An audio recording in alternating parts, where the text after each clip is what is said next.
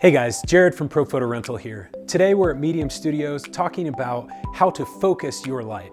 After all, if you're on a video set, you don't want to just splash your light everywhere. You need to direct it in a certain way.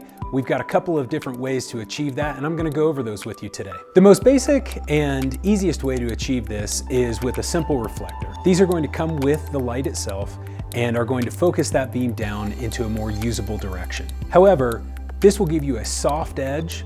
It will also still be a relatively broad light source.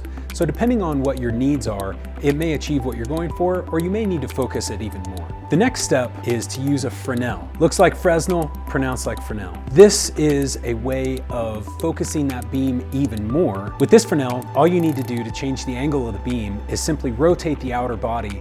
That will adjust the lens distance to the light and how narrow or wide that beam is. It absolutely gets much more narrow than a standard reflector. However, if you need to go very narrow and have a true spotlight effect, then you're going to want the spotlight attachment.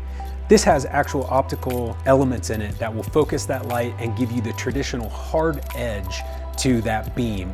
And in fact, you can even shape the light. So as you can see, there's really no right or wrong choice. It really depends on how you want to shape the light, and we have options for you.